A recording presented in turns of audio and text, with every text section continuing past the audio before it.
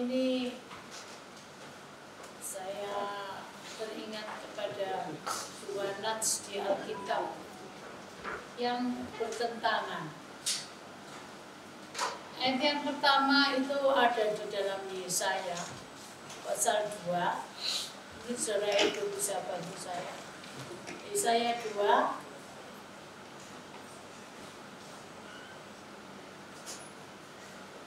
Yesaya 2 ayat 4, ia akan menjadi hakim antara bangsa-bangsa dan akan menjadi wasit bagi banyak suku bangsa. Dan mereka akan menempa pedang-pedangnya menjadi mata bajak dan tombak-tombaknya menjadi pisau pemangkas. Bangsa tidak akan lagi mengangkat pedang terhadap bangsa dan mereka tidak akan lagi belajar perang. Ya, coba diulangi pedangnya bagaimana ayat itu tadi? Pedangnya menjadi mata bajak. Pedang-pedangnya akan menjadi mata bajak, ya. Ini adalah firman Tuhan, di mana pedang itu adalah alat untuk berperang. Tetapi itu akan jika dipakai sebagai mata bajak. Lalu selanjutnya apa tadi, Lim?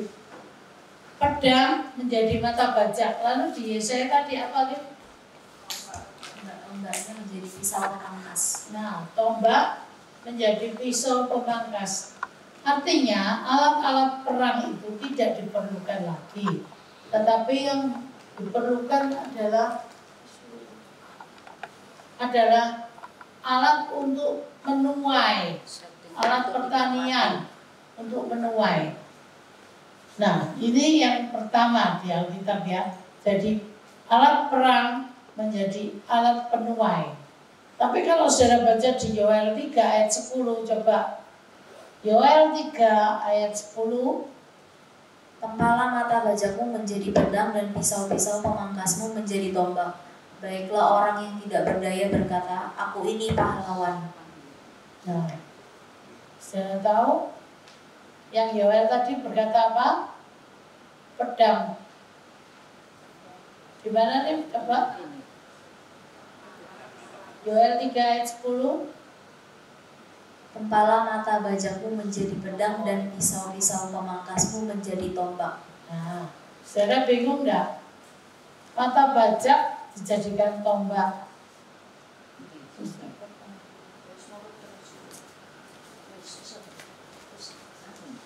Jadi satu hal, alat perang menjadi alat pertanian untuk makan.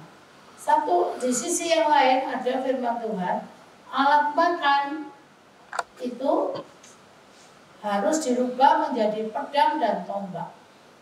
Sebetulnya apa ya Alkitab ini maksudnya? Coba di penghujung tahun ini kita berpikir sejenak, ya. Artinya apa firman Tuhan ini? Seringkali dalam kehidupan kita manusia, ya, kita itu berpikir tentang hal jasmani saja.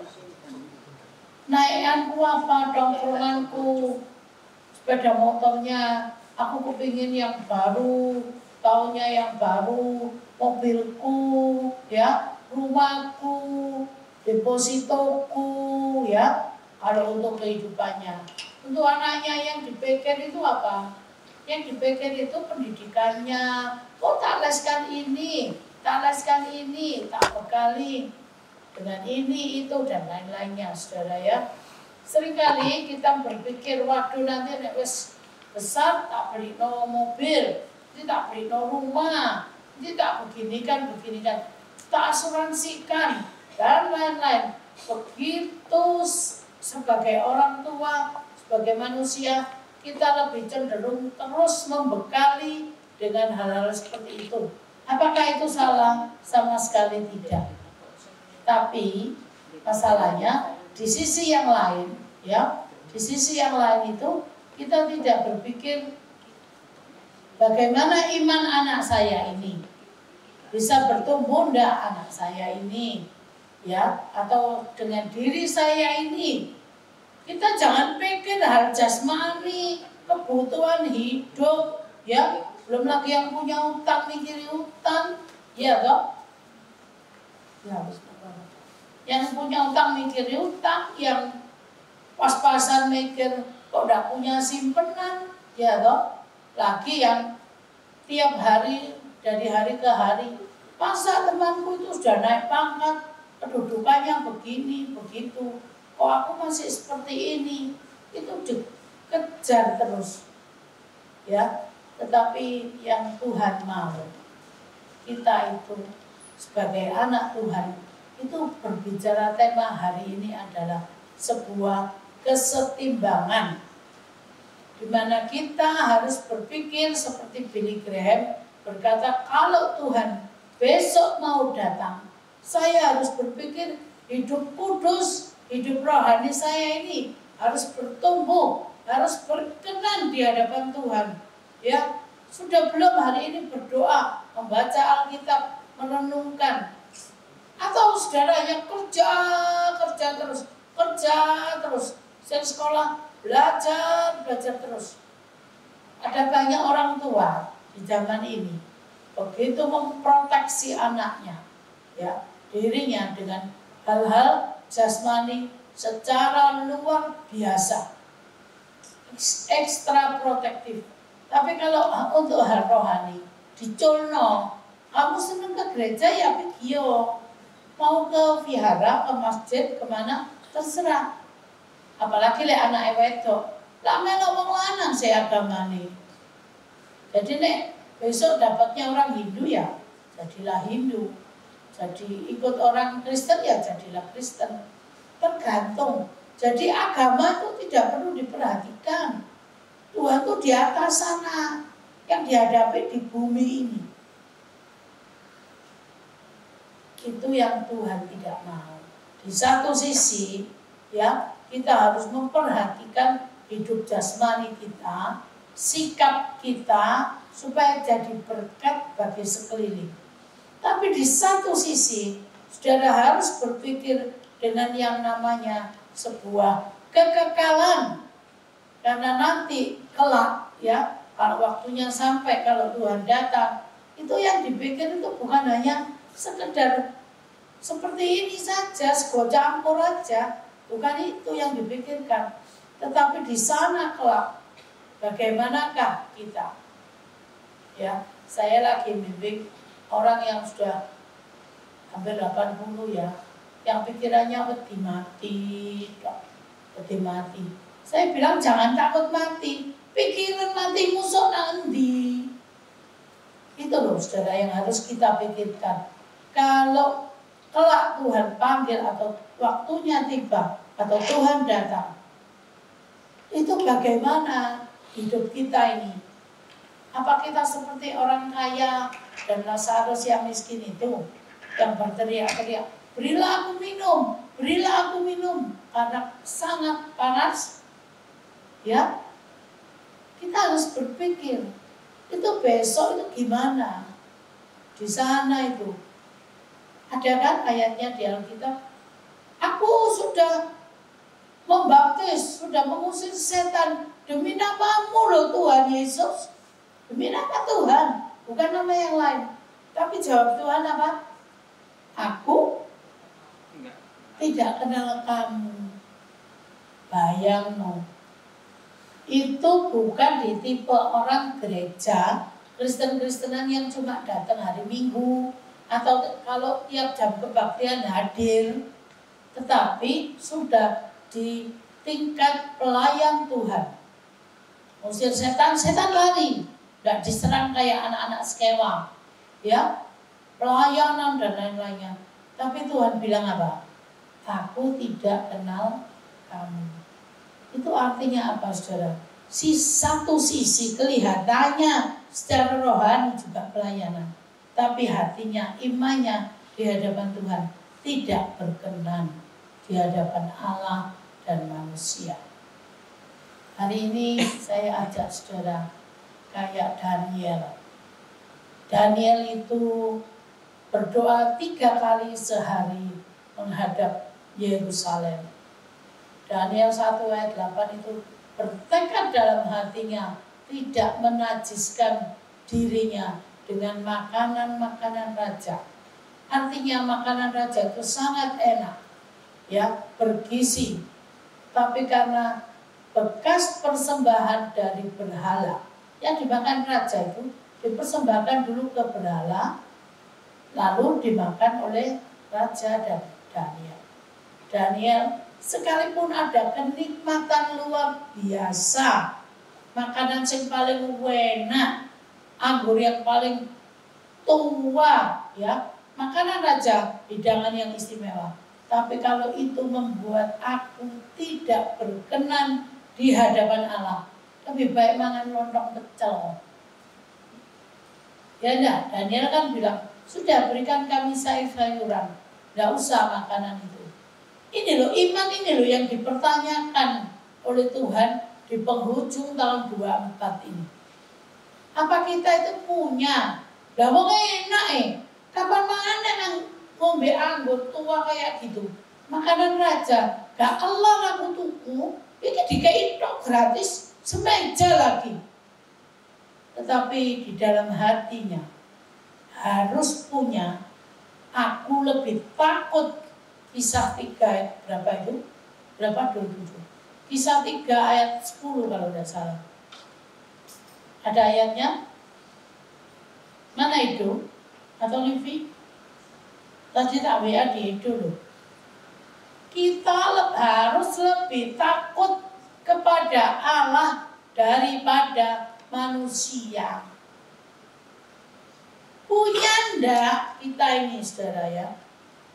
Kayak saya gini ya toh, tulangnya keropos. Wes iki lek disowokno waras. Ditempelin dok PT iku, kok doknya dadi ireng. Tembak kursi rodaan. Bagaimana? Apa saudara punya iman? Aku tidak mau melanggar firman Tuhan. Sekalipun kayaknya tidak enak, sekalipun tidak nikmat, tidak menikmati fasilitas, tetapi kalau harus menentang Tuhan, menyakitkan hati Tuhan, saya tidak akan melakukannya. Daniel ganti raja 5 kali, basi A, B, C, dia ketemu raja yang temperamental, ketemu yang suka pamer, ketemu ini, dia tetap berkenan di 5 raja. Artinya apa? Saudara itu harus bisa jadi berkat, jadi terang, jadi garam. Ya toh, jangan kalau di gereja diem tok ya toh, pelayanan. Tapi di hadapan orang, oh itu wong Kristen antik, mekitik dan lain-lainnya. Kita harus menata diri kita ini, saudara. Bagaimana saya berkenan di hadapan raja, tetapi di hadapan Tuhan tidak ada dosa yang dilakukan Daniel. Sekalipun dihadapkan gua singa, tidak nanti dia mengingkari. Timbangannya gua singa ya oleh gua kucing. Singa ya, wes gak Tuhan-Tuhanan. Siapa di sini yang bilang gak Tuhan-Tuhanan?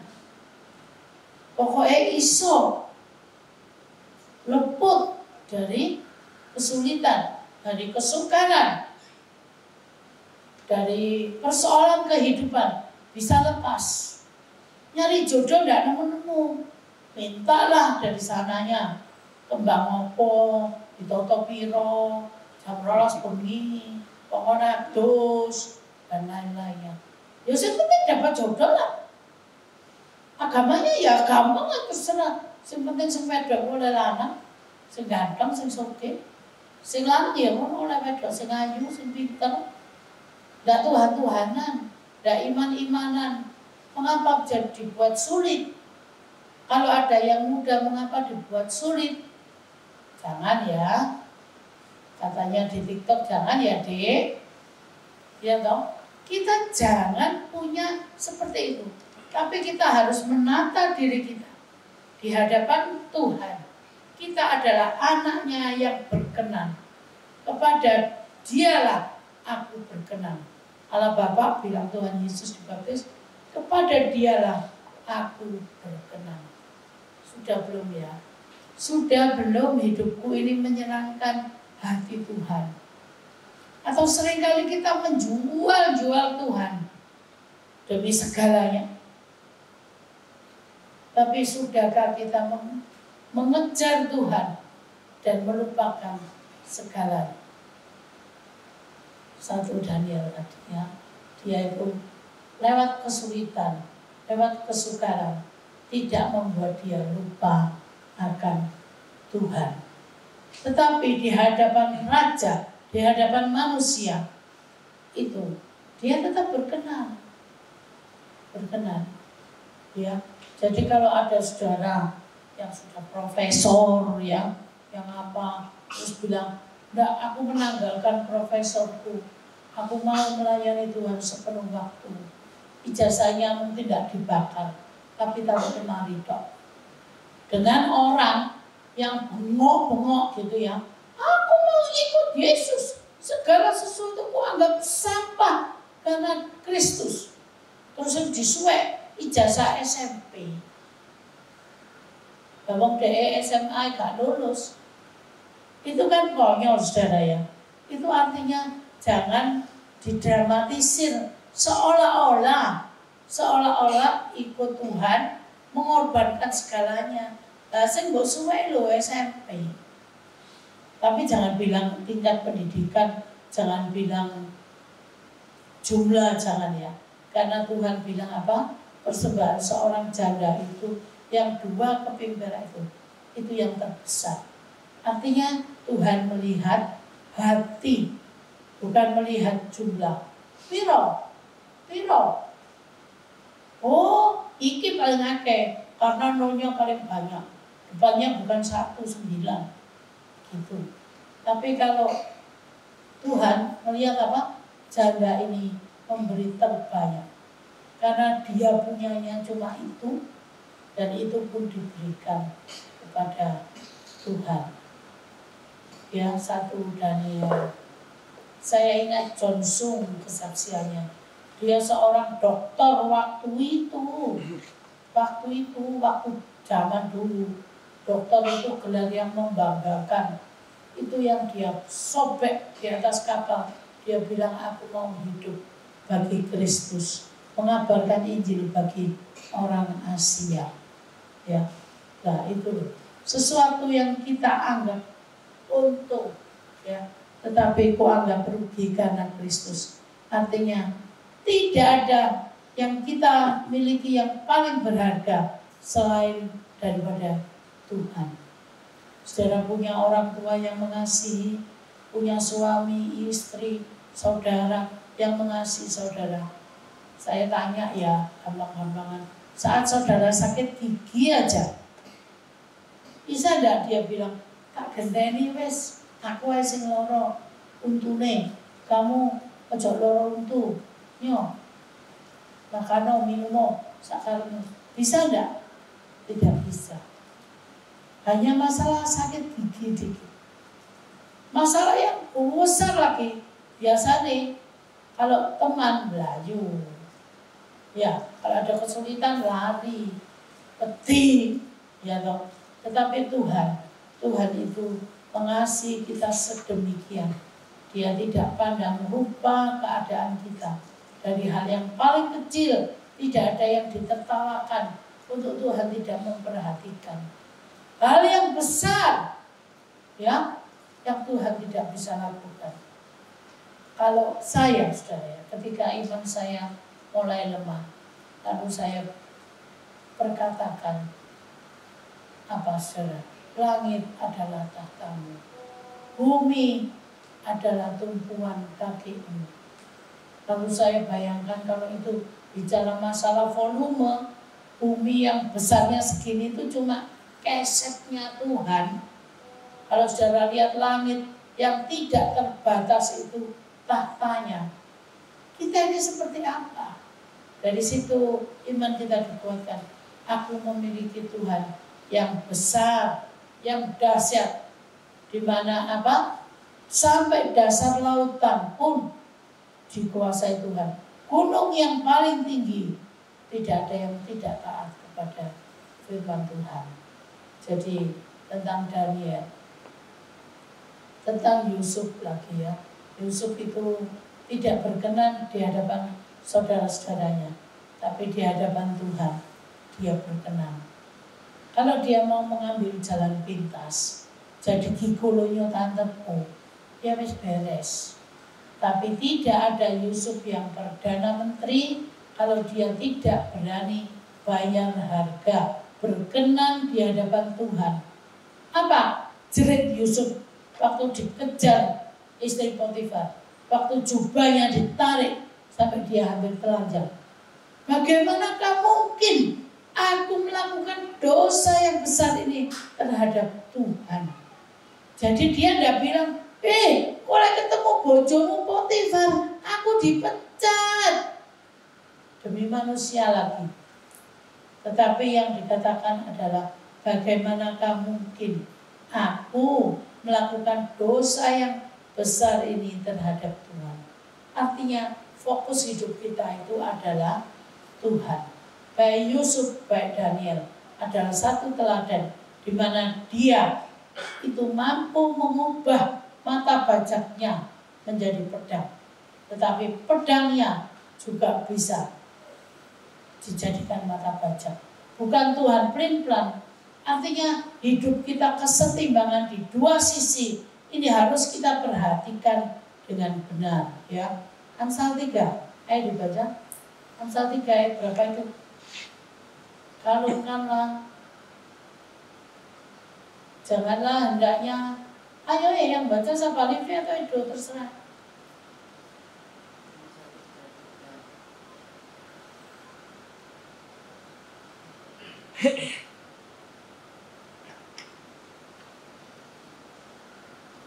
Amsal 3 ayat 3-4, janganlah kiranya kasih dan setia meninggalkan engkau. Kalungkanlah itu pada lehermu, tuliskanlah itu pada loh hatimu. Maka engkau akan mendapatkan kasih dan penghargaan dalam pandangan Allah serta manusia. Amin. Yang terakhir ini yang menjadi titik berat. Kita harus mendapatkan kasih dan penghargaan. Disayangi, dihargai, bukan dinyek, diinjak-injak. Kasih dan penghargaan. Dari mana? Di pandangan siapa? Di hadapan siapa? Allah. Dan manusia. Loh, ini loh, Allah dan manusia. Ya. Jadi Allah dan manusia itu yang harus kita perhatikan. Allah dulu, kita harus lebih takut kepada Allah daripada manusia.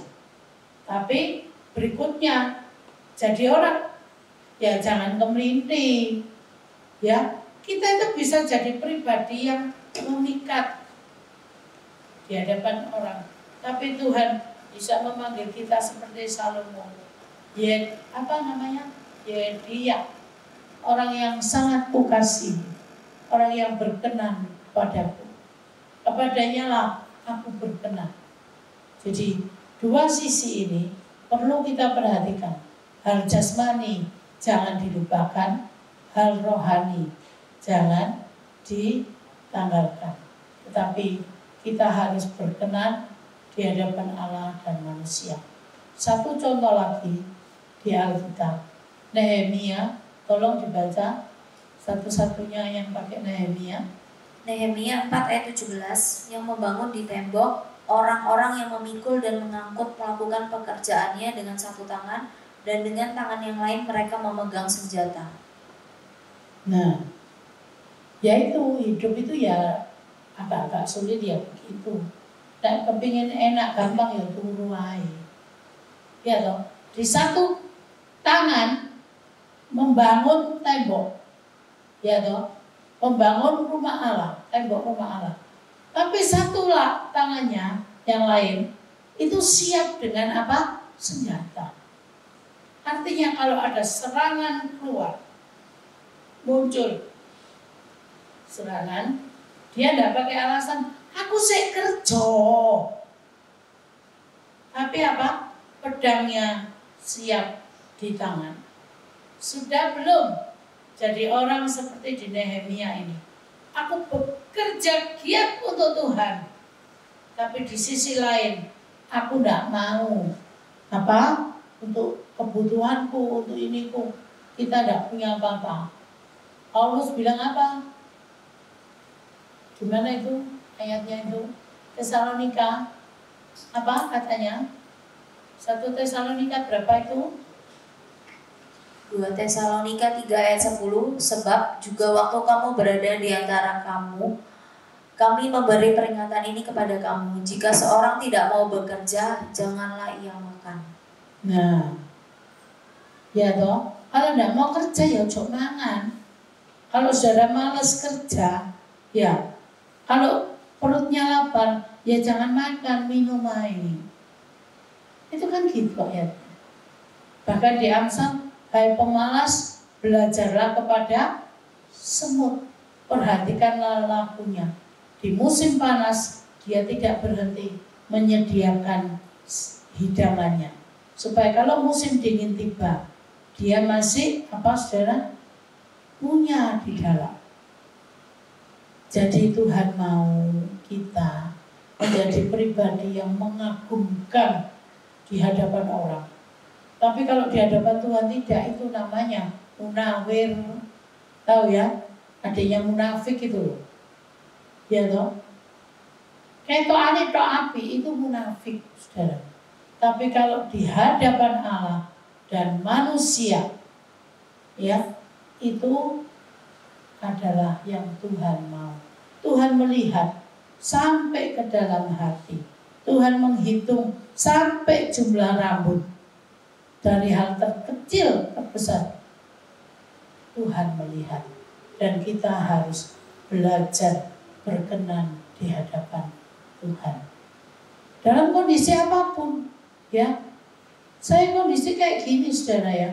Satu teman saya tanya, kamu enggak ngersulo ambil Tuhan? Enggak ngamuk ya? Ya, enggak lah. Saya bilang apa? Nah terus siapa sikapmu kepada Tuhan? Ya aku kayak anak cilik, dan diceplas, belajunya ya nang mamai saya nyeples. Iya kan? Ya kita tetap doa, tidak munafik lah. Saya sampai hari ini masih ronsen-ronsen, berusaha bagaimana caranya. Bukan enggak loh, bukan. Tapi dengan kondisi ini pun saya tidak menyesali kebaikan Tuhan. Kebesarannya yang seperti langit, tahtanya yang hanya kita melihat keset, itu tidak membuat kita kecil hati, karena kita punya Tuhan yang besar, yang dahsyat. Saya kalau lihat gambar burung, bagus-bagus ya di IG itu ya, warnanya, bulunya, suaranya, ya. Lalu apa yang timbul dalam hati saya? Iya, burungnya yang Tuhan dikayano gitu kok, apalagi aku. Masa aku gak diperhatikan oleh Tuhan. Saudara harus ingat itu. Jadi kalau saudara lagi nelongso, ojo, iya aja nih, lo entah, aku kan nomelok Tuhan, lo kok gini, gini, gitu. Tidak ada alasan untuk saudara? Ngersulo. Jangan banyak bertanya, tapi disyukuri keadaan yang kita hadapi. Karena Tuhan itu besar kuasanya, tidak terduga pengertiannya. Kita harus pegang erat tangan Tuhan. Tuhan harus pegang kita juga, supaya kita tidak jatuh, tidak jauh. Tapi kalau ada hal-hal dunia, ya, yang membuat kita itu ditantang, kita harus jadi pribadi yang kuat. Bagaimana dengan saudara? Ada lagi di Alkitab, di Samuel. Samuel yang muda itu makin bertambah besar dan makin berkenan di hadapan Allah dan manusia. Ada banyak orang yang berhasil di dalam pelayanannya di surga dan di bumi, ya, karena dia memperhatikan dua aspek kehidupan. Jangan hanya gopo membajak, nanam, tani, panen. Jangan gopo itu tok. Seperti di Israel, di 1 Samuel berapa itu? Ayatnya ayo tolong dibaca. Di mana di Israel tidak ada tukang untuk menajamkan senjata. 1 Samuel 13 ayat 20-22. Jadi semua orang Israel harus pergi kepada orang Filistin untuk mengasah mata pajaknya, beliungnya, kapangnya atau aritnya masing-masing. Adapun bayarannya ialah 2/3 sikal untuk mata pajak dan beliung, dan 1/3 sikal untuk mengasah kapak dan untuk memasang pusat. Sehingga pada hari pertempuran itu, sebilah pedang atau lembing pun tidak terdapat pada seluruh rakyat yang ada bersama Saul dan Yonatan. Tetapi Saul dan Yonatan, anaknya itu, masih memakainya. Bayangno, kalau dalam satu negara, ya, disediai tukang asah, sing asah Filistin. Nah itu yang diasah apa tadi yang dibaca? Bata bajak, kapak, lembing. Sing punya pedang siapa? Cuma Saul dan Yonatan. Jadi kita itu sebagai anak Tuhan harus punya lembing, punya pedang, ya, punya itu untuk senjata rohani. Kalau ada musuh menyerang, pedang roh itu menyelamatkan. Berkasutkan kerelaan memberitakan Injil, berketopongkan kebenaran, ikat pinggang kebenaran, ketopong iman dan lain-lainnya. Ya, kita harus punya itu. Tapi dalam segi jasmani, jangan mempermalukan Tuhan. Ya, jangan dikorbankan Tuhan itu untuk hal jasmani. Kita harus punya juga apa? Mata bajak, kapak. Kalau waktunya tanam ya tanam, bertani. Waktunya perang seperti Nehemia tadi. Satu sisi berperang siap, satu sisi bekerja secara jasmani. Ayo, bagaimana? Direnungkan. Aku ini kerja di pabrik, tapi sudah belum ya orang pabrik itu melihat Kristus terpancar dari hidupku? Sudah belum? Apa tambah ngisi-ngisi? Di marketplace saudara ditempatkan, mau di kantor, di pasar, di toko, di mana saja, kita harus mencerminkan keberhasilan kita sebagai anak Tuhan. Dan di hadapan Tuhan, kita tidak melakukan kecurangan, kita tetap berkenan di hadapan Tuhan. Tahun ini akan segera berlalu, tinggal beberapa hari. Ayo, tahun 25, tahun yang baru, kita mulai dengan karakter yang kuat, jadi anak Tuhan, ya, yang tidak hanya berpikir untuk hal jasmani, tapi berpikir untuk kekekalan, yang tidak hanya berpikir menyenangkan hati orang-orang yang memberikan keuntungan, tapi juga harus berpikir menyenangkan Tuhan, supaya kalau Tuhan disenangkan hatinya, itu kita bisa sanggup menghadapi segalanya. Sebab itu salah satu yang harus diselipkan dalam doa kita, Tuhan, buat hatiku, buat hidupku berkenan di hadapan-Mu. Itu harus kita doakan. Apa di sini yang doa itu tiap pagi? Tuhan, tokoku laris no, pesanan jajanku, kebakno, orderku, duitku, badiku, tumplakno. Ya boleh sih minta sama Tuhan.